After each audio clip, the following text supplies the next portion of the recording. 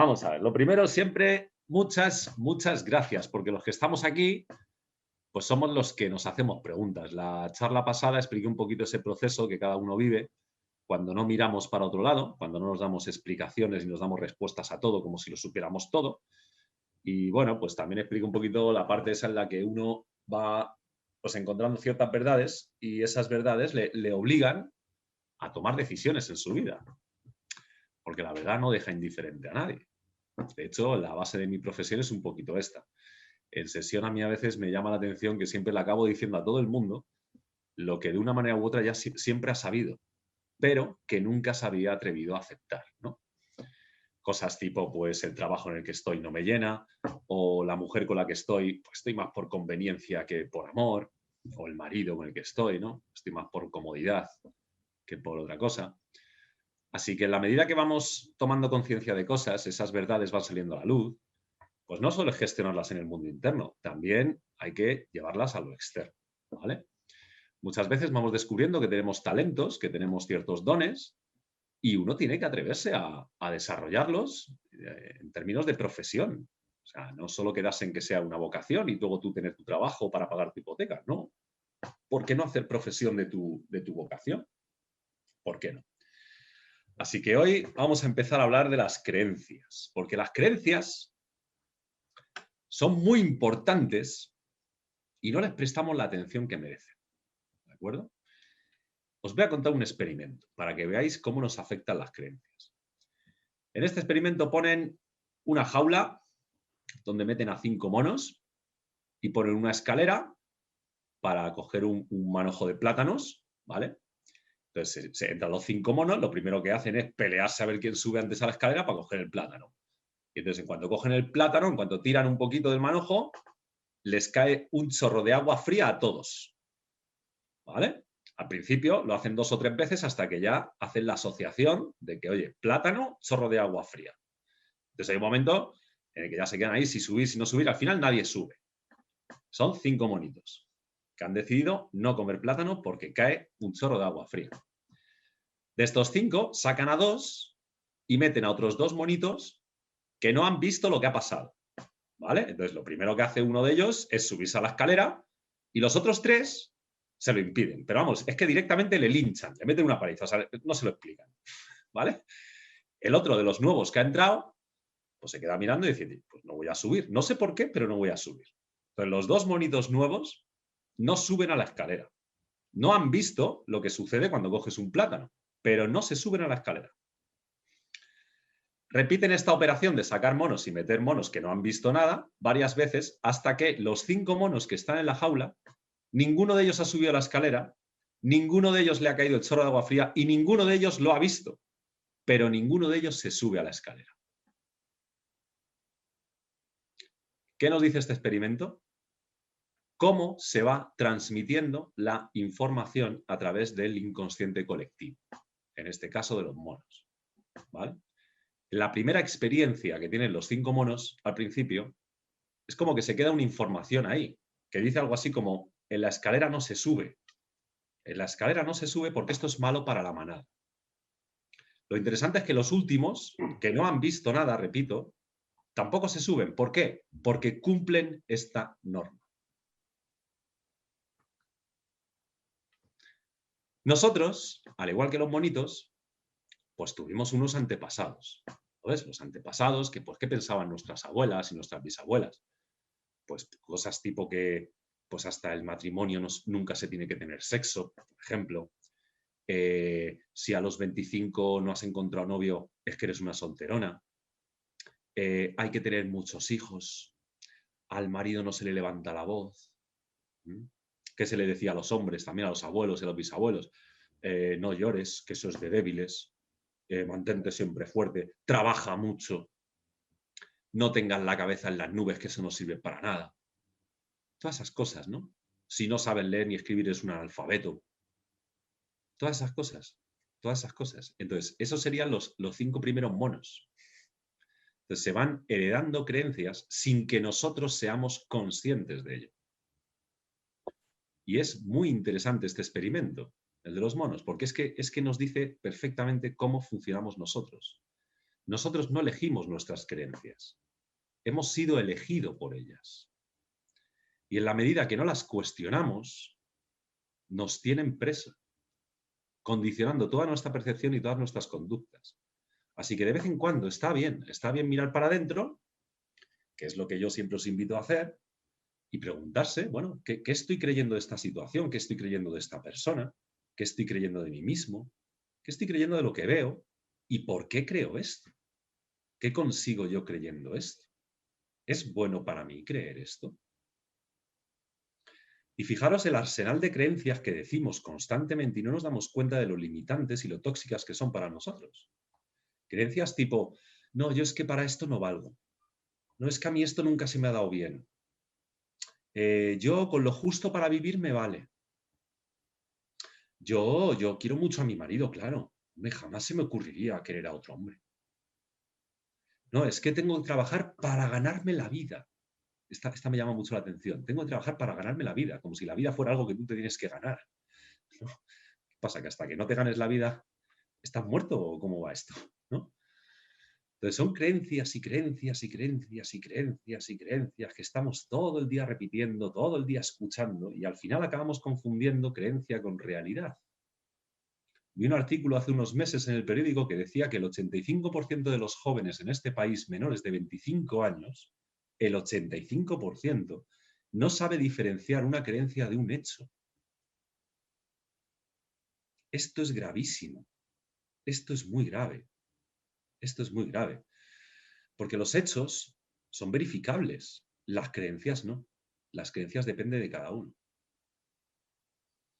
Y estas creencias, repito, primero tenemos así a más vista pues las que nos hemos enseñado a nosotros mismos por experiencias de la vida. Detrás de esas estarían las creencias que hemos asimilado en la infancia. Recordar que el cerebro asimila más información en los 5 primeros años de vida que el resto de su vida. Después de esas creencias estarían las creencias del árbol genealógico. ¿Sabes? Esto que os estaba diciendo de la abuela, del abuelo, lo que ellos creían del mundo. Después de las creencias de tu árbol genealógico, pues están las creencias del inconsciente colectivo, que tienen que ver más con la cultura, con la etnia. Y ahí estamos, pensando que tenemos autonomía, pensando y percibiendo que elegimos las cosas y que somos libres para elegir pensar las cosas. Nada más lejos de la realidad. El 90% de los pensamientos que tenemos un día como hoy son los mismos que tuvimos un día como ayer. El 90%. O sea, que pensamos el 90% de veces las mismas cosas. Por tanto, las creencias siguen siendo las mismas, por tanto, la percepción también, por tanto, la conducta también y las experiencias también. Que, por supuesto, las experiencias son diferentes, pero las vivimos y las sentimos exactamente igual, porque como las procesamos exactamente igual y le prestamos siempre atención a las mismas cosas.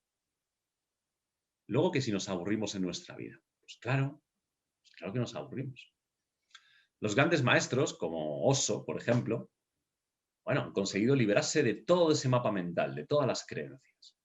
Nosotros, que no estamos ahí, bueno, pues nos vendría muy bien analizar nuestras creencias, lo que os decía, ¿no? ¿Por qué creemos lo que creemos? Cuando miramos el mundo, ¿bajo qué prisma lo estamos mirando? Y esto tiene mucha más relevancia de lo que creemos o de lo que percibimos en apariencia. Y voy a intentar desarrollar un poquito esto, porque la física cuántica nos explica que nuestra creencia determina lo observado, determina nuestra realidad. Pero bueno, voy paso a paso. Entonces, nuestras creencias, al final, nuestras creencias raíces, sobre todo las de nuestra familia, de nuestro árbol genealógico y la de nuestro entorno más cercano, pues nos construyen eso que se llama el mapa mental. ¿Ves? Cada uno tenemos un mapa mental de la realidad. Eso sí, no confundir nunca mapa mental con territorio o con realidad. Que esto es lo que digo que muchas personas no saben diferenciar. ¿De acuerdo? Tú puedes decir que la política, por ejemplo, pues que funciona así como funciona. ¿Por qué? Porque lo observas y eso es un hecho. Ahora, decir, los políticos son honestos, los políticos son corruptos, son buenos o son malos, esto es cuestión de creencias. ¿Ves? Y la gente cuando ve un político no sabe diferenciar esto, como ya lo ha encasillado ahí en su creencia. Así que todos tenemos un mapa mental de la realidad. ¿Sabes? Todos nos decimos a nosotros mismos lo que está bien, lo que está mal, lo que está bien visto, lo que está mal visto, lo que otros pueden ver de mí, lo que nunca deben ver de mí, lo que yo puedo ver en otros, lo que nunca debería ver en otros. Y si os dais cuenta, este sistema de creencias siempre es dual. ¿Lo ves? Siempre es dual. Que si es bueno, que si es malo, que si es justo, que si es injusto, que si me gusta, que si no me gusta, que si es deseable, que si es algo más rechazable, que si es simpático, que si es antipático. Siempre es dual. Y en principio no es malo que sea dual. De hecho, vivimos en un mundo dual. Entonces tiene sentido que tengamos una parte de la mente que piensa y procesa las cosas en términos duales para movernos por este entorno dual. Tiene sentido. Ahora, cuando las creencias se convierten en verdades internas, aquí es donde hay una tremenda confusión entre realidad objetiva y subjetiva. Dice el curso de Milagros, dice lo que diferencia un pensamiento de una realidad es la creencia. Es la creencia. Esto nos lo dice un poquito pues para que veamos esos estratos de la mente, ¿no? Podemos pensar cosas y está muy bien que pensemos cosas. Yo puedo pensar que los políticos son buenos o que son malos, pero en el momento en que me creo, en el momento en que me posiciono, ya viviré esa realidad. Repito, podemos pensar cosas de manera libre, sin apegarnos a esos pensamientos. Pero en el momento que yo decido que un pensamiento es real, esto se transforma en creencia. Y esta creencia va a determinar siempre mi percepción sobre algo. Así que si yo decido que los políticos son malos, siempre que vea a un político me parecerá malo. Que no es que lo sea, pero a mí me lo parecerá. Cuando tenga que hacer alguna gestión o algo que dependa de los políticos, me va a ir mal. ¿Porque son malos? No, porque esa es mi creencia. Así que conviene saber, conviene conocer, mejor dicho, cuál es el mapa mental tuyo. ¿Cómo tú procesas la realidad? ¿Bajo qué prisma? ¿Qué cosas son importantes para ti? Las creencias todavía hablan un lenguaje mental, un lenguaje intelectual.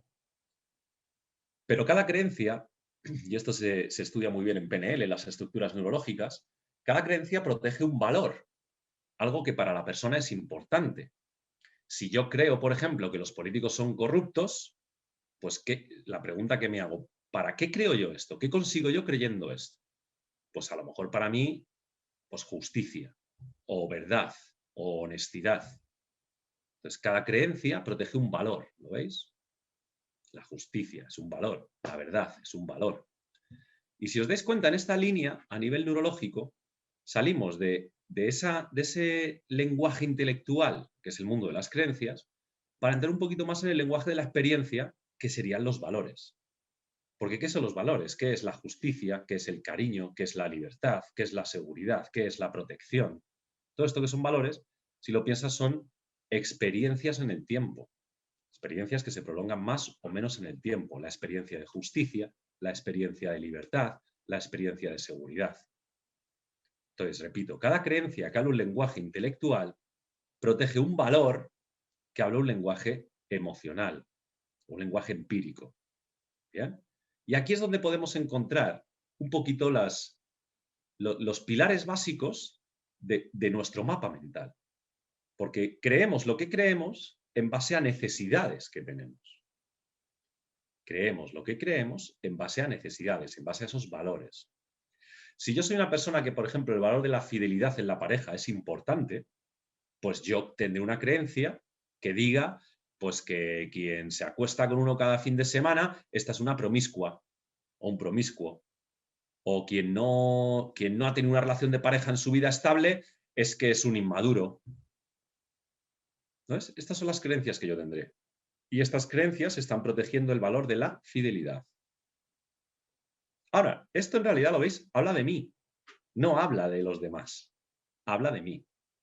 Porque si lo pensáis, ¿quién soy yo para decir que alguien que se acuesta con uno cada fin de semana es esto o es lo otro? ¿Quién soy yo para decidir eso? Cada vez que digo algo de eso, estoy hablando de mí. Como dicen los hinduistas, que dicen, antes de juzgar a un hermano, camina 1000 leguas con sus sandalias.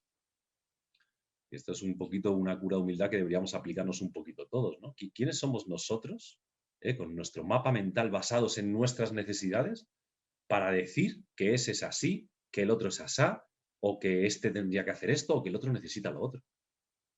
Nuestra percepción en ese sentido está muy, muy limitada. Así que si vemos esto como un proceso neurológico, imaginároslo como una señal eléctrica que va de neurona en neurona en tu cerebro.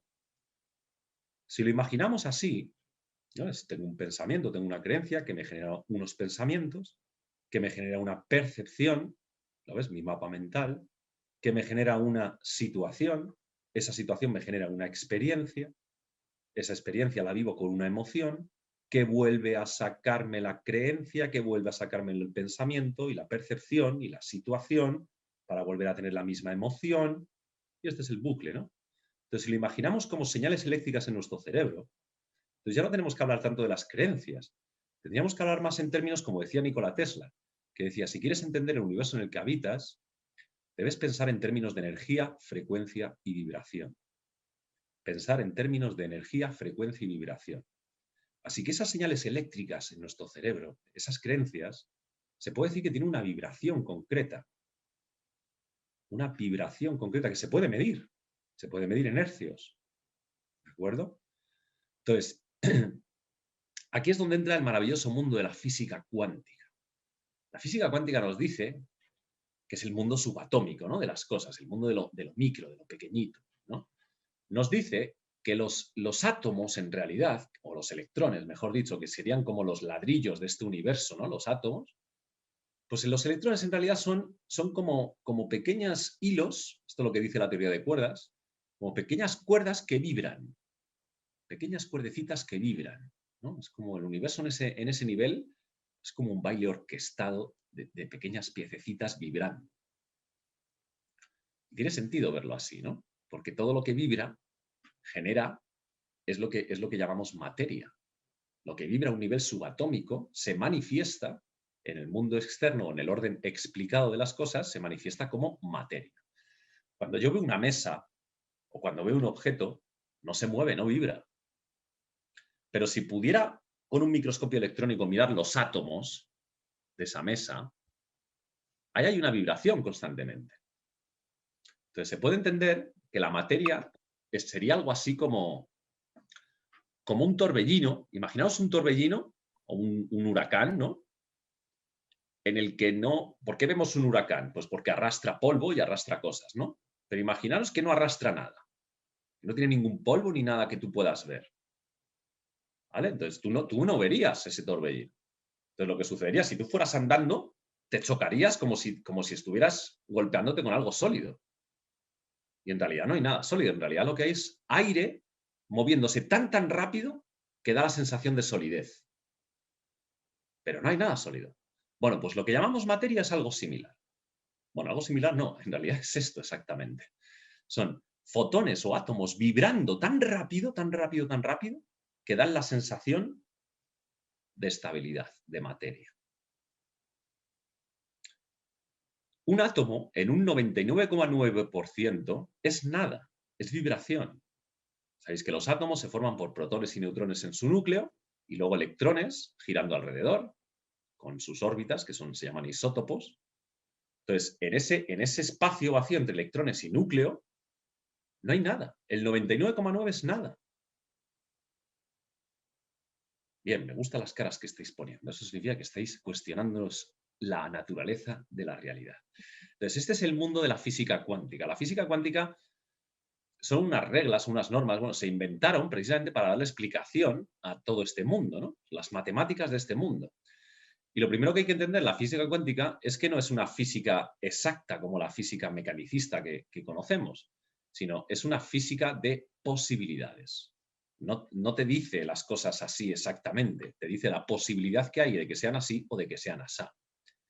El ejemplo que explica esto es como, pues es como la banca del casino, ¿no? El director de un casino. El director de un casino monta un casino y sabe que nunca va a perder, por eso lo monta. No sabe quién va a ganar o quién va a perder. No sabe cuándo va a salir el rojo o el negro en la ruleta, pero sabe que probabilísticamente él siempre tiene las de ganar. por eso monto un casino. Pues esta sería un poquito la física cuántica, física de probabilidades. No es una física exacta. Y es así, entre otras cosas, y aquí es donde viene un poquito donde os pido que os estrujéis el cerebro, porque si todo vibra a una velocidad increíble, claro, ¿cómo podemos nosotros determinar las cosas? En el comportamiento subatómico, ahí pasan cosas muy extrañas, como por ejemplo el famoso principio de incertidumbre de Heisenberg, ¿no? Heisenberg descubrió que si medía la velocidad de un electrón, no podía medir su posición. Y que si medía su posición, no podía medir su velocidad. Entonces, por eso se llama principio de incertidumbre, porque es como decir, imaginaos un coche que va a 200 km por hora por la autopista. Pues si mido su velocidad, imaginaos que no puedo decir dónde está. De hecho, es mucho más extraño todavía. Si mido la velocidad del electrón, su posición puede estar en 7 sitios a la vez. Y no estoy diciendo que vaya muy rápido. No, lo que estoy diciendo es que se puede localizar en 7 sitios a la vez. Pero en el momento que mido su posición, el electrón está quieto. No se mueve, no hay velocidad. Así que claro, aquí empieza un poquito ese mundo extraño de la física cuántica. Niels Bohr, que era uno de los padres de la física cuántica, decía que si la mecánica cuántica al principio no te confunde ni te enfada, dices que no estás entendiendo nada. O sea, fijaros lo que nos decía este señor, que entenderlo significa estar confundido. ¿Vale? Por eso yo muchas veces cuando veo a muchas personas en proceso de sanación, dices que tengo muchas dudas, es que no sé lo que me pasa. Digo, estás justo donde debes. ¿Vale? Lo estás entendiendo. ¿Por qué? Porque estás confundido. ¿Vale? Bien. En 1901 hubo un científico que se llama Thomas Young que hizo el famoso experimento de la doble rendija. Supongo que lo conocéis o lo habéis oído hablar. Y fijaros que estamos hablando de hace 120 años. Este experimento es muy viejo, pero fue uno de esos experimentos que daba un resultado tan raro, pues que los científicos lo metieron ahí como debajo del cajón y no quisieron saber nada hasta 50 años después.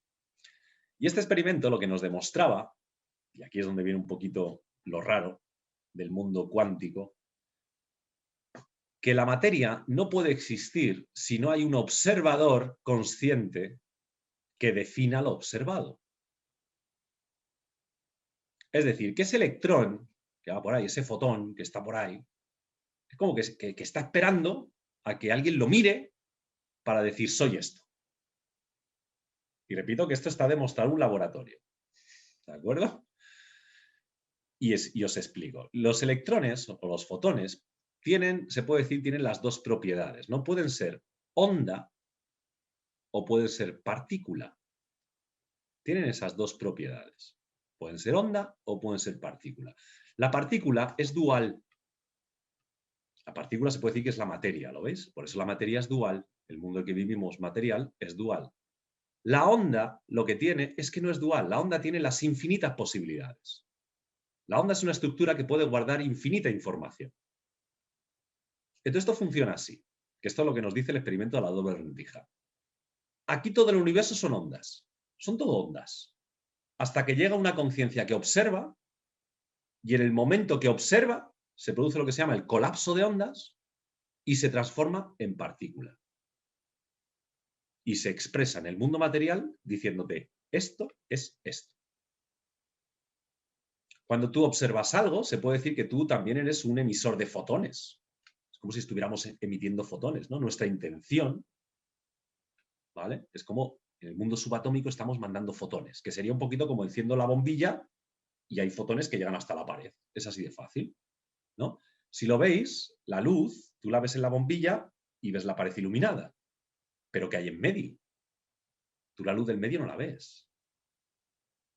Y este es un buen ejemplo. La luz de la bombilla son fotones en forma de partícula. Salen de ahí, se transforman en ondas y cuando chocan con la pared se vuelven a transformar en pared. Iluminan la pared. Pues esto es igual. Nosotros seríamos como esas bombillas, ¿vale? Estamos emitiendo fotones constantemente. Entonces, cuando emitimos esas ondas con una creencia concreta, con una vibración concreta, o en otras palabras, con una información concreta, chocan con otras ondas de la misma información, la misma vibración, se produce ese colapso de ondas y entonces surge la partícula, surge la materia. La física cuántica concluye en que el modo en el que observas la realidad determina lo observado. Y esta es una idea muy radical. El modo en el que observas la realidad determina lo observado. O sea, por eso decimos que somos seres creadores de realidades. Lo que pasa es que como no conocemos nuestro mapa mental, no conocemos ni la intención, ni la vibración, ni la información de lo que estamos proyectando. Por eso no reconocemos la realidad que estamos creando. ¿Va cogiendo forma? ¿Estáis confundidos? Muy bien, eso es que lo estáis entendiendo. De hecho, hay científicos, la famosa frase de Einstein que decía, a mí me gusta pensar que la luna está ahí, aun cuando no la miro. Viene precisamente de que Niels Bohr estuvo sacando estas teorías que decía que la realidad no existe si no la observas. Y de ahí viene esa frase de Einstein, ¿no? Que fue cuando dijo Einstein era uno de esos científicos de la ciencia relativista, sobre todo una ciencia más exacta que pudiera predecir el comportamiento de las cosas. Por eso no le gustaba nada la física cuántica a Einstein, ¿no? Entonces fue aquello también muy famoso que dijo de que Dios no juega a los dados con el universo. Y Niels Bohr le contestó, le dijo, deja de decirle a Dios lo que tiene que hacer, ¿no? Y en esas dos frases está ahí un poquito la batalla entre la ciencia mecanicista y la ciencia cuántica, ¿no? Bien, repito que estos experimentos de física cuántica no son teorías, son hechos, están demostrados. El modo en el que observamos la realidad determina lo observado. Entonces, por eso nos tenemos que ver así, como decía Nikola Tesla, ¿no? En términos de energía, frecuencia y vibración. Cuando yo miro algo, ¿desde qué estado, desde qué creencia, desde qué prisma lo estoy viendo? ¿Qué estoy mandando ahí? ¿No? Por ejemplo, habéis visto muchos animales, los gatos, por ejemplo, lo hacen muchos de los gatos, ¿no? O los perros. Los perros que están ahí dormiditos en el sofá y de repente les miras y abren los ojos y te mira. ¿Ves? Él no ha visto que tú le mirabas. De alguna manera lo sabía. Y por eso abre los ojos y te mira. Los gatos también les pasa mucho esto, ¿no? Y sobre todo cuando hay afinidad con los dueños. ¿Vale? Pues ¿qué está pasando ahí realmente? ¿Lo ves? Tú miras al perro, tú no te das cuenta, mandas un fotón con una vibración que le llega al perro y le genera un estímulo. Y ese estímulo en el cerebro provoca una respuesta, que la respuesta en este caso es mirarte a ti. ¿Ves? Además es muy gracioso, porque se quedan mirando así como, ¿qué quieres? ¿Verdad? Claro, y tú ahí dices, no, yo no quiero nada. No, bueno, no quieres nada conscientemente, pero habrá un motivo por el que la has mirado. Así que por eso es interesante mirar la realidad de cada uno como el espejo en el que yo me estoy proyectando constantemente. El Curso de Milagros lo dice en términos más espirituales, ¿no? Dice, si miras el mundo y ves un mundo lleno de dolor, lleno de miedo y lleno de culpa, dices que has elegido condenarte. Pero si ves un mundo inocente y santificado, es que has elegido ocupar el papel que mereces. Por tanto, deja de querer cambiar el mundo y, mejor que eso, cambia de mentalidad en relación a ti. Y tiene sentido. Y tiene sentido, ¿verdad? Que el modo en el que observamos las cosas determina lo observado. En la Biblia estaba escrito de otra manera, ¿no? Decía, el que tenga poco se le quitará lo poco que tenga, y al que tenga se le dará aún más. Siguen siendo diferentes formas del mismo principio. ¿Sabes? El que tenga poco se le quitará lo poco que tenga. Pues el que tenga poco, el que esté mirando desde una mirada, desde una observación de carencia, de necesidad, creará una realidad de carencia. Por eso se le quitará lo poco que tenga. Y al que tenga, es decir, al que mire desde la abundancia y desde la paz, se le dará todavía aún más, porque creará una realidad de abundancia y de paz. ¿Bien? Vale. Entonces, en ese intermedio tenemos el cuerpo. Tenemos el cuerpo, que es, por ejemplo, es la base de mi trabajo, porque el cuerpo se convierte en la consecuencia o en la materia, mejor dicho, que expresa tu mapa mental. Y si esto es así, tiene que ser todas las cosas de tu cuerpo, hasta ese pequeño lunar que tienes ahí detrás del hombro. Ha tenido que haber una información que se manifestara en un lunar. Así que repito que estas ideas son radicales. No puede ser un poquito sí y un poquito no, no. O es todo o es nada. ¿Bien? O el modo en que observo la realidad determina lo observado o no. Pero no puede ser un poco sí, un poco no. Esto lo digo para las personas que digan, ah, sí, sí, reconozco esto en mí, qué guay soy. Ay, esto que es horrible, no, esto no soy yo, esto no tiene nada que ver. No. O todo o nada. ¿De acuerdo? Y ese es un poquito el camino del guerrero, ¿no? Aprender a mirar, aceptando, no resignándote, sino aceptando para autoconocerte. Para conocer esas partes de ti que por ti mismo no puedes ver. Y repito que en ese baile de intenciones, de vibraciones, de estados, ¿sí?, de informaciones, está el cuerpo. Es muy interesante porque el cuerpo manifiesta todo ese mapa mental, toda esa información. Cuando tenemos un síntoma, eso que llamamos enfermedad, no deja de ser el intento natural de compensar una descompensación que está en términos de la mente. La enfermedad siempre viene a compensar ese exceso, por algún lado, de las creencias o de la información que está en la mente. Y tiene también sentido que sea así. Si yo, por ejemplo, imaginaros que estoy proyectando una información de la que el mundo es peligroso, el mundo es muy violento, quizá porque tuvo un padre violento, no lo sé, o quizá porque mi abuelo vivió la guerra de una manera muy violenta y yo heredé esa creencia y ya vibro en esa creencia, en esa información. Entonces, si yo creo esto, primero que siempre voy a percibir esto. Esto es lo que nos dice la física cuántica, ¿lo veis? Si yo tengo esta información, siempre me encontraré personas que sean violentas, porque eso es coherente con mi información. ¿Vale? Ahora, en mi cuerpo tendrá sentido que yo haga una psoriasis, por ejemplo, que es una necesidad de protegerme de algún peligro. Y casi siempre algún peligro violento. ¿Sabes? Si veis lo que es la psoriasis, son como las escamas del cocodrilo, ¿no? Pues pretende eso, tiene sentido biológico eso, de protegerme de algo que puede ser peligroso para mí. Pero la psoriasis no es el problema, ¿no ves? La psoriasis es lo que os digo, es una solución que trata de compensar ese exceso de la creencia de que el mundo es peligroso. Por eso Carl Gustav Jung decía que la enfermedad es el esfuerzo que hace la naturaleza para sanarnos. Y yo aquí es donde diferencio. El cuerpo tiene síntomas, pero la verdadera enfermedad está en la percepción, está en las creencias.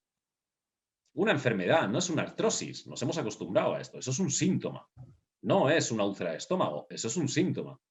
La verdadera enfermedad es creer que tú eres menos que los demás, que no eres capaz de hacer algo, o que tú con lo justo para vivir te vale. Eso es enfermedad. Y eso está en un ámbito mental, en un ámbito de creencias. No valgo, no soy capaz, no existo, me tengo que portar bien para que me quieran. Esta es la enfermedad. No veréis ningún ser vivo en este planeta que procesa la realidad de esa manera. Ninguno. Ninguno. Los humanos sí. Así que el cuerpo hay que entenderlo como eso, como lo que, un poquito también como lo que sería mi realidad también, ¿no? Solo que mi realidad más íntima, más cercana. Si yo miro mi cuerpo y veo su comportamiento biológico, puedo saber con una exactitud milimétrica dónde está el error de percepción que yo estoy cometiendo. ¿Dónde está esa creencia asociada que protege un valor, que me da una conducta determinada que me hace tener determinadas acciones? Cuando yo tengo una enfermedad o un síntoma, ya sabéis que esto es una incoherencia que hay. Esto es que la mente no está escuchando a la emoción. La mente ha decidido qué es la realidad sin escuchar la emoción.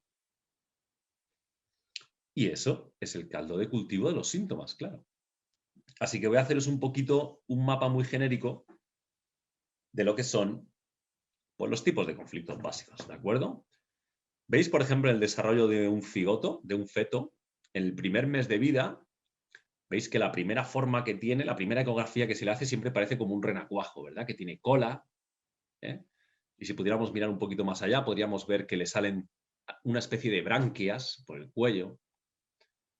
También nos salen 3 glándulas suprarrenales encima de cada riñón, que es muy típico de muchos anfibios. Entonces, ¿por qué parecemos renacuajo? Parece que somos peces. De hecho, tenemos hasta órganos en esa fase evolutiva, nada más llegar, ¿no?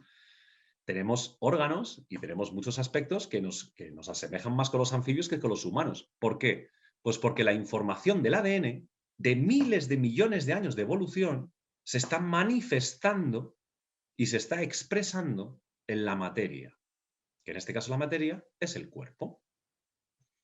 Cuando ya pasa el primer mes de embarazo, es cuando ya toda la información adquirida de 3.500 millones de años de evolución ya está ahí, ya se ha manifestado, ya hemos pasado por todas esas etapas y ahora viene en el segundo mes, viene más la información del clan. Esto que os decía de las creencias de la abuela, las experiencias del abuelo, el miedo de tu madre, todo esto ya viene ahí. Para ya el tercer mes más o menos empezar a formar las primeras redes neurológicas, lo que se llama el sistema reticular del cerebro, en base ya a la información del entorno, que en este caso sería lo que mamá está viviendo. Y luego 9 meses después nacemos, ¿lo ves? Ya nacemos con un hardware. Entendemos hardware, ¿verdad? Es como el disco duro. Ya venimos ahí, clac. Evidentemente, el nombre que te pongan, el contexto en el que naciste, si papá quería a mamá o no la quería, si la casa era grande, era pequeña, si vivías en un país católico o musulmán, pues todo esto también te va formando. Nacemos y en los primeros 3 años de vida todavía un poquito estamos ahí. Nuestra psique todavía está vinculada a la psique de mamá. Hay casos que se han dado de que mamá a lo mejor se mete en la habitación por la noche a leer un libro y al día siguiente su hijito de 2 años le dice que ha leído en ese libro. Esto nos dice que la psique del bebé, hasta los 2 años y medio, 3 años, sigue vinculada a la de mamá. Y a partir del tercer año es cuando empezamos a coger esa conciencia del yo, que por eso los niños se ponen con tanta pataleta, ¿eh? Siempre empiezan a romper cosas y sobre todo preguntan siempre lo de ¿y por qué esto? ¿Y por qué esto? ¿Y por qué esto? Porque ya se empiezan a percibir a sí mismos separados de mamá. Todavía el cerebro sigue ahí en un estado hipnótico, pero ya ahí empezamos a tener memoria racional, donde hasta ese momento solo teníamos memoria emocional. Por eso no nos acordamos nunca de nuestros primeros años de vida. No es que no estuviéramos allí, es que no teníamos memoria racional como tal. Teníamos simplemente memoria emocional, nada más, el hipocampo, nada más. Para allá al año 5, al año 6, ya es donde se puede decir que somos individuos. Y a partir de ahí ya vamos con el hardware y lo que vamos haciendo ya es poner software. Es como deciros, tengo un teléfono móvil y yo luego ya voy poniendo las aplicaciones que yo quiero. Que tampoco son las que yo quiera, porque también vienen un poquito condicionadas por ese hardware, por esa información. ¿Vale? Pero ya ahí nos vamos construyendo. Tiene sentido que cuando llegamos a los 35, a los 40, a los 45, es que no nos enteramos de nada. No hemos comprendido nada, nos sentimos súper perdidos. Claro, hay mucha gente en esto de la nueva era y demás que yo los escucho decir, no, es que no se trata de aprender, se trata de desaprender. Y digo, sí, sí, sí, es muy cierto. Digo, ahora, si supiéramos lo que realmente significa desaprender, te daría pánico. Te daría pánico. ¿Por qué? Porque se trata de destrozar todas esas creencias y pensamientos, todas esas aplicaciones, los software que te has puesto tú, lo que tú te has enseñado a ti mismo, para luego desaprender todo lo que tu madre te volcó en el embarazo y la memoria del clan. Y eso es aterrador, porque podemos tener memorias duras o no, memorias más dolorosas o no, pero nos dan un mapa de la realidad, nos ayuda a movernos. Podemos haber tenido una infancia más o menos bonita, pero tenemos un mapa. Deshacer ese mapa implica que no sabes qué tienes que hacer, ni dónde tienes que ir, ni cómo tienes que ser. Así que cuidadito cuando decimos esto de desaprender, porque desaprender para una parte de tu mente es aterrador. Es aterrador, ¿vale? Bien. Como decía, el cuerpo nos dice ¿Qué tipos de conflictos? Y así un poquito nos vamos a basar en esas capas embrionarias del cerebro, que fue lo que se basó el doctor Hammer en sus estudios, y por eso hizo lo de la nueva medicina germánica. Y en ese desarrollo evolutivo del feto, pues es donde diferentes capas del cerebro nos muestran diferentes partes de la evolución. Donde la primera parte de ese cerebro sería el tronco encefálico, tiene que ver con la memoria de cuando éramos anfibios. Y ahí tenemos todos los conflictos de supervivencia básica. Y los órganos afectados pues van a ser todo el sistema reproductor, sistema digestivo, sistema respiratorio y sistema renal. Y sistema excretor, que si lo piensas es lo que necesita un pez. ¿Qué necesita un pez? ¿Sabes? Un pez no tiene territorio, ¿sabes? No son animales de manada. ¿Qué necesita un pez? Necesita comer, respirar y reproducirse, básicamente.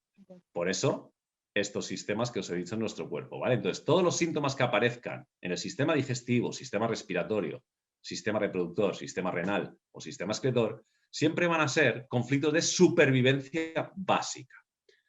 Evidentemente, esto no es así, ¿vale? Habría que hilar fino, porque no todos los órganos de estos sistemas pertenecen a esa capa del cerebro. Esta capa del cerebro se llama el endodermo.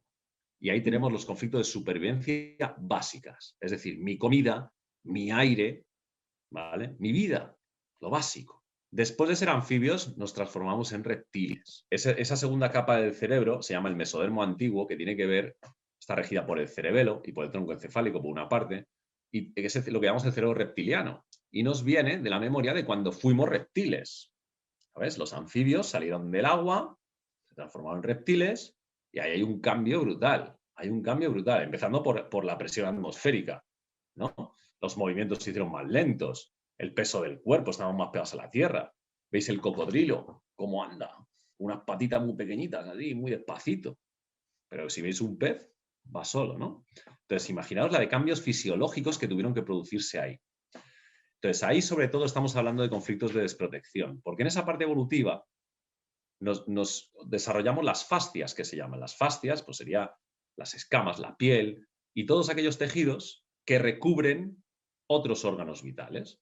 Por ejemplo, la pleura en los pulmones, el pericardio en el corazón, peritoneo, todos los intestinos, las meninges en el cerebro, la piel mismamente. Entonces, todo eso son fascias y nos hablan siempre de conflictos de desprotección, ¿vale? Regidos en el cerebro por el mesodermo antiguo. La siguiente capa evolutiva, ¿cuándo pasamos a ser mamíferos? Aquí es donde andamos hablando del mesodermo nuevo, que es otra parte del cerebro, regida por la sustancia blanca del cerebro. Y aquí estamos hablando de todo el sistema osteoarticular, que tiene que ver con el rol del cazador y el cazado, el depredador y la presa. Si me puedo mover y soy rápido y soy listo, yo cazo, como y sobrevivo. Si no me puedo mover rápido por lo que sea, me van a comer a mí. Paso de ser depredador a ser presa. Por eso muchas personas, aquí están todos los conflictos de desvalorización. Todo lo que tenga que ver con el no puedo, no valgo, no soy capaz, es que esto no es para mí, es que mira qué fácil lo tiene el otro. Todo lo que tenga que ver con esto, siempre van a ser huesos y músculos. Esto es una artrosis, por ejemplo, una fibromialgia. Es esto, ¿vale? Y por último, que es cuando nos convertimos en homínidos, ahí entra la corteza territorial del cerebro que se le llama el ectodermo. Y aquí es donde se lía. Aquí ya es donde se lía. Porque esta corteza es hormonodependiente, que se llama. O sea, tienes su lado masculino y su lado femenino. Claro, cuando éramos peces no hacía falta tanta historia. Pero aquí ya cuando fuimos humanos, que fijaros, los humanos tenemos pareja. La pareja nos da hijos. Y con la pareja vivimos en cuevas. Entonces ya tenemos un territorio. Pues se llama la corteza territorial del cerebro. Entonces, con esto ya, pues si hay otros machos que estén cortejando a mi hembra, o si hay otras hembras que estén cortejando a mi macho, que si los hijos son míos y yo los tengo que cuidar, pero si no son míos los tengo que cuidar. Entonces, ¿quién vive en mi cueva? ¿Quién yo digo? Entonces, tengo que proteger el territorio. Entonces, aquí empiezan ya mogollón de conflictos, que son la mayoría de los que tenemos los seres humanos, que tiene que ver con territorio y relaciones, ¿vale? Donde la parte frontal sería amenazas que vienen por delante, que voy a ver peligros en el territorio. La parte de medio sería pérdida de identidad en el territorio. Y la parte trasera serían peligros que vienen por detrás que no voy a ver venir, ¿vale? Y los órganos afectados, bueno, pues varían. Varían. Puede ser bronquios, puede ser corazón, puede ser laringe, ¿de acuerdo? dependiendo si se ve en femenino, en masculino, si es una cosa o la otra. Bien. Así que, vale, ¿hasta aquí bien? ¿Lo habéis pillado? ¿Más o menos? Sí, porque sois alumnos aventajados, hombre. Entonces, yo tengo un mapa mental que tiene una vibración. Que ese mapa mental me ayuda a entender el territorio, pero me ayuda y a su vez también me limita, porque todo lo que no esté dentro de ese mapa mental no lo voy a ver. A menos que me cuestione y abra mi mente. Si hago eso, sí. Si no, no. Ese mapa mental se está expresando constantemente en mi realidad y en mi cuerpo. Cuando yo escucho mi cuerpo y veo los síntomas me están diciendo específicamente dónde hay un error de percepción. Dónde hay algo que yo estoy percibiendo erróneamente que me lleva a una incoherencia o a un exceso y por eso sale un síntoma que lo compensa por otro lado. Y aquí está la clave, porque si hemos entendido hasta aquí, yo no tengo que luchar contra la enfermedad. Esto es un disparate. Esto es un disparate en el mundo real. Yo simplemente tengo que compensar ese exceso. Y si no lo hago, lo hará mi cuerpo con un síntoma. Y compensar ese exceso significa cuestionarte tus creencias. Y en la medida de lo posible, usar una cosa maravillosa que se llama el perdón. Perdonar esa creencia. No darle tanta importancia, desapegarte de esa creencia. ¿Vale? Pues yo siempre he creído que la fidelidad está muy bien, por tanto los hombres que engañan a sus mujeres son unos traidores. Muy bien, pues voy a aflojar ahí un poquito. ¿Por qué creo yo esto? ¿Sabes lo que os decía antes? ¿Qué sé yo de un hombre que engaña a su mujer? Para saber, tendría que ser él, y yo no soy él. No veo el mundo como lo ve él. No tengo esa programación inconsciente. Entonces, ¿quién soy yo? Hacer esto ya es compensar ese exceso, que muchas veces viene del árbol genealógico, y ya es hacer por sanar un síntoma. Pero sobre todo me gustaría que os quedaréis con esto, de que al cuerpo no le pasa nada. Cuando tenemos un síntoma del cuerpo decimos, ay, pobrecito de mí que estoy enfermo. Es que no es cierto. La enfermedad, repito, que está en ti. Tú eres el cáncer. Hombre, a ver si nos enteramos. Tu manera de pensar, tu manera de autoconvencerte una y otra vez de las mismas cosas que llevas haciendo durante años. Y seguramente lo llevas haciendo durante años porque tu madre y tu abuela también lo hizo durante años. Entonces, ahí está la enfermedad. Ahí está la enfermedad. Que es lo bonito de mi profesión. Y esto nos lleva inevitablemente a cuestionarnos esto de la percepción. A mí me habéis oído muchas veces hablar de la percepción, pero es que es la clave de todo, es donde reside el verdadero poder de los seres humanos, en cuestionar la percepción. Si por un lado la física cuántica me dice que el 99% de lo que yo llamo materia es nada, por otro lado me dice que yo, el modo en el que observe las cosas determina lo observado, y por otro lado la experiencia de vida que yo estoy teniendo está determinada por un mapa mental, ¿cómo somos tan arrogantes de decir que aquí hay una mesa y que es bonita o es fea? Tu percepción es una ilusión. Y como siempre os digo, no es un hecho, es una elección.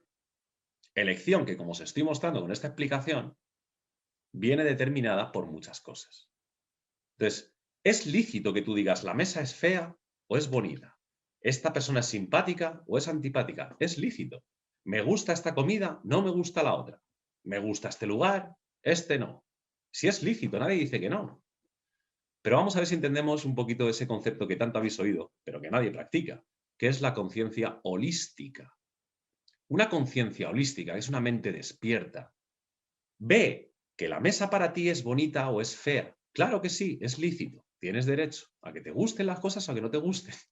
Esto lo digo para salvaguardar los caprichos del ego. ¿Vale? Estamos tranquilos. Todo el mundo tiene derecho a que le gusten las cosas o que no le gusten. Pero una conciencia holística es aquella que ve ese juicio o ese gusto dentro de un todo que condiciona esa decisión. Por eso se llama holística. De hecho, esto es un holón. Un holón es aquello, es como, se puede decir que es como una parte de un fractal, ¿no? Un holón es un sistema que se forma por diferentes partes a modo de fractal. ¿Vale? Una proteína forma una molécula, la molécula forma la proteína forma células, las células forman tejidos y los tejidos forman cuerpos y los cuerpos forman la raza. ¿Pues? Eso es un holón. ¿Bien? Pues una conciencia holística es igual, es aquella que piensa, pero no piensa por separado. Piensa sabiendo que todo lo que está pensando y todo lo que está percibiendo está dentro de un marco que al final determina y condiciona tu experiencia. Y no está mal que sea así. Lo que sería realmente nefasto es pensar que tú puedes controlar tu experiencia desde una conciencia que se ve separada de ese todo. Desde una conciencia que no reconoce su propio mapa mental ni su historia. Esto es un error garrafal. Y claro, a nosotros no nos parece que esto es un error. ¿Por qué? Porque siempre hemos vivido ahí, otorgando la realidad a las cosas que nosotros decimos que son reales o no. Como por ejemplo, habéis visto esto seguro muchas veces en películas, ¿no? Cuando uno le dice a otro, ¿y tú crees en Dios? O no, en las películas americanas, que le gusta mucho lo de, ¿tú crees en el destino? ¿No? Entonces, claro, tú crees en Dios, ¿no? Y al final uno dice, no, pues yo no creo en Dios. Y yo, pues yo sí. ¿No? Y es como, Dios existe o no existe en base a lo que tú creas. ¿No te jode? Y en esto nos hemos convertido en personas que deciden la verdad en base a creencias. ¿Qué error tan grande es hacer esto? Y esto, aunque se camufle de muy buenas ideas y parezca tener muy buenas intenciones, esto es egoísmo, esto es arrogancia y esto es orgullo. Y este egoísmo, que sucede a un nivel mental, es un error de percepción que es el caldo de cultivo de todas nuestras enfermedades, nuestros síntomas, de todos los conflictos que vivimos en la vida, como no podía ser de otra manera. Cuando una persona está despierta o en proceso de, nunca juzga, o en la medida de lo posible, no ataca, porque sabe que todos los ataques que proyecte es una semillita que está poniendo en este mundo y que tarde o temprano le vendrá. No culpa a nadie, porque sabe que culpar al otro es culparte a ti. ¿Bien? Y cuando lo hace siempre para observar, pues esto que os digo, ¿y para qué estoy culpando yo? ¿Para qué tengo yo una experiencia de culpa? Y así poder autoconocerse mejor. Que esa es la aventura que yo siempre os invito a que viváis. La aventura hacia adentro, como decía Carl Gustav Jung, ¿no? El que mira adentro despierta, el que mira afuera sueña. Entonces, conócete a ti mismo. Estaba escrito también en el templo de Delfos, en la antigua Grecia. Hombre, conócete a ti mismo y conocerás los secretos de los dioses y del universo. Mira para adentro y en esa misma medida que comprendas tu mapa mental, comprenderás el territorio que estás viendo. Comprenderás las experiencias que estás teniendo. Pero si tú no te conoces a ti mismo, ¿cómo vas a comprender desde dónde estás proyectando una realidad? Y todo lo que yo te pueda decir de física cuántica, de enfermedades, pues sí, te parecerán conceptos, ideas intelectuales, pues muy atractivas, nadie dice que no, pero que se quedarán ahí, en ideas. Nunca será un hecho para ti. ¿Cuándo nos cuestionamos estas cosas de manera seria? Pues cuando la vida nos da fuerte. Cuando la vida nos da fuerte, cuando nos sale un síntoma grave, cuando tenemos un cáncer, cuando llevo 25 años en un matrimonio y de repente mi mujer me dice que ya no está enamorada de mí y se me viene el mundo encima. Cuando fallece algún familiar y no sabemos salir de ese agujero. Ahí es cuando nos cuestionamos las cosas. Y lo siento, pero es así. Somos así de imbéciles. Tenemos que aprender por dolor, cuando podríamos perfectamente aprender por comprensión. Podríamos perfectamente cuestionarnos cada día las cosas que estamos percibiendo, las cosas que nos están pasando, y esa comprensión brotaría de manera natural, dándonos mejores recursos, mejores opciones en la toma de decisiones. Pero ¿cuándo nos tomamos esto en serio? Repito, cuando tenemos un síntoma grave. Hasta entonces lo que hacemos es proteger celosamente nuestra realidad, porque en realidad no estamos protegiendo nuestra realidad, estamos protegiendo celosamente nuestro sistema de creencias, lo que yo creo. ¿Y por qué hacemos esto? Porque no soportamos estar equivocados en algo. Porque no soporto llevar 25 años casado con una mujer y no soporto reconocer que en realidad nunca sentí verdadero amor. Y este es el camino del guerrero. Quien sabe cuestionarse las cosas y le cuesta poco cambiar, es aquel que tiene la plasticidad neurológica del cerebro, que por cierto, el cerebro está diseñado precisamente para eso, para cambiar, para ser permeable con nuevas ideas, con nuevas percepciones, nuevas maneras de pensar. Quien hace esto, claro, es porque ha entrenado esa mente. Se ha visualizado muchas veces en diferentes situaciones, se ha puesto muchas veces en la piel del otro, practicando la empatía, cómo ve el mundo el otro, y de esa experiencia se ha enriquecido en su mente. Los que no hacen esto son los que viven el día a día en una realidad muy cerradita, muy atrapadita, protegiendo su cárcel de oro, que nadie me toque esta cárcel de oro, que siempre viven con miedo a perder lo poco que tienen y con esa ilusión del día de mañana estar mejor que hoy. Y esa es la cárcel de oro, en la que sobre todo en este sistema, en esta sociedad, es la que vive la mayoría de la gente. Por eso yo muchas veces os invito a que os deis cuenta de lo hermoso que es reconocer lo estúpido que eres. Porque reconociendo tu estupidez y tu rigidez mental, es como dejas de ser estúpido.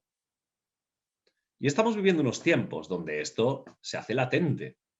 No hace falta ser muy listo para darse cuenta de que las personas están viviendo realmente una verdadera batalla de creencias. Y que todo el mundo batalla con el que no cree lo mismo que sí mismo. ¿Por qué? Porque eso se considera un ataque. Cuando en el mundo real, que otro piense algo diferente a lo que piensas tú, esto es algo que a ti te enriquece y de lo que puedes aprender.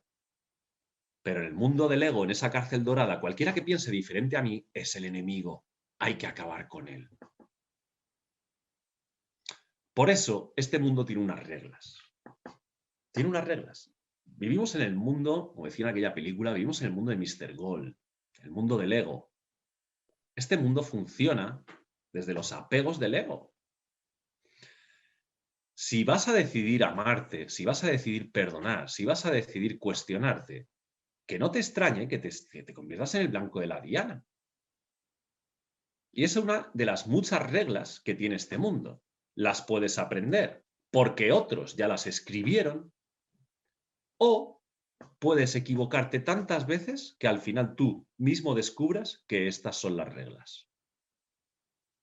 Es así de fácil. A día de hoy, yo veo muchísimas personas que se han equivocado muchas veces, que han tenido experiencias nefastas en el mundo, que se levantan cada mañana y que no dan gracias ni se sienten alegres de vivir y de estar vivos. No, se sienten acorralados, se sienten obligados a trabajar y a pagar sus hipotecas y a decirle te quiero a sus hijos y a su mujer todos los días. Y aún así se siguen empeñando en hacer lo mismo. Pues estas personas son enemigas de la evolución. Y estas personas suelen ser las que siempre tienen razón. Y muchas veces también suelen ser las buenas personas. Pero cuidadito con estas buenas personas, que son lobos con piel de cordero. Muy bien. Entonces, fijaros, voy a hacer un poquito un resumen de lo que he hecho hasta ahora. Y ahora me hacéis el feedback. Vamos a ver. Primero, la importancia de las creencias, la importancia de comprenderse a sí mismo. Luego, ver un poquito las creencias como vibración, como información, como si fuéramos, eso, bombillas, proyectores de fotones todo el rato proyectando fotones. Y esos fotones llevan una vibración y una información concreta. Luego, vemos, gracias a la física cuántica, que nos dice que esa información, esa intención que yo le estoy poniendo a las cosas, ¿lo ves? No es tanto lo que hago o lo que digo, sino es desde dónde lo hago, desde dónde lo digo. Esto es lo que determina mi realidad. Acordaros que la física cuántica concluye en que el modo en el que observas las cosas determina lo observado. Y que esta es una idea muy radical, que si no te pones tú en el centro del telar como observador consciente, jamás la vas a entender. Porque esto es algo que se entiende de manera empírica. ¿Vale? Luego se ha hablado un poquito del cuerpo como interface. Y os he hecho un poquito ahí el resumen de lo que serían los principales tipos de conflicto. Supervivencia, desprotección, desvalorización y movimiento, y territorio y relaciones.